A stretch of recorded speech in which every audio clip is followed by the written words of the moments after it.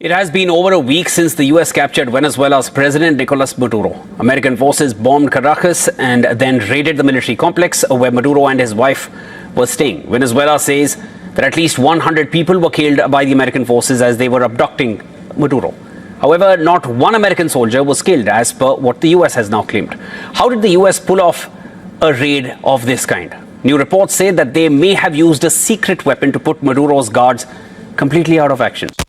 Witness account is horrifying. Let's read it. This account from a Venezuelan security guard to Nicolas Maduro, absolutely chilling, as it explains a lot about what the tone across Latin America suddenly changed. Get a load of this. On the day of the operation, we didn't hear anything come in. We were on guard, but suddenly all our radar systems shut down without any explanation. The next thing we saw were drones, a lot of drones flying over our positions. We didn't know how to react. So what happened? How was the main attack? Security guard. After those drones appeared, some helicopters arrived, but there were very few. I think barely 8 helicopters. From those helicopters, soldiers came down, but a very small number, maybe 20 men. But those men were technologically very advanced. They didn't look like anything we fought against before. And the battle? Yes, but it was a massacre. We were hundreds, but we had no chance against 20 men. Here, listen, they were shooting with such precision and speed, it seemed like each soldier was firing 300 rounds per minute. We couldn't do anything. And your weapons, did they help? No help at all, because it wasn't just the weapons.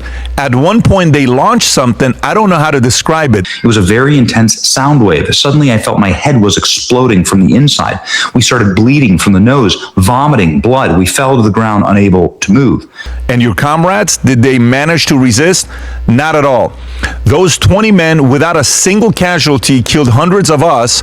We had no way to compete with their technology, with their weapons. I swear, I've never seen anything like it. We couldn't even stand up after that sonic weapon or whatever it was. So do you think that the rest of the region would think twice before confronting the Americans? Without a doubt, says the guard. I'm sending a warning to anybody who thinks they can fight the United States. They have no idea what they're capable of. After what I saw, I have never wanted to be on the other side of that again. They are not to be messed with. But interviewer, and now that Trump has said Mexico is on the list, do you think this situation will change in Latin America? Definitely. Everyone is already talking about this, and no one wants to go through what we went through. Now everyone thinks twice. What happened here is going to change a lot of things, not just Venezuela, but throughout the region.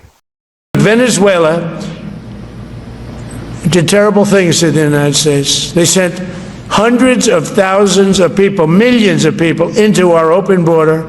They sent their criminals, they sent their prisoners, they sent their drug dealers, they sent their mentally insane and incompetent people into our country more than any other country. We just let them come right in because we were run by a stupid president. But you don't have a stupid president anymore.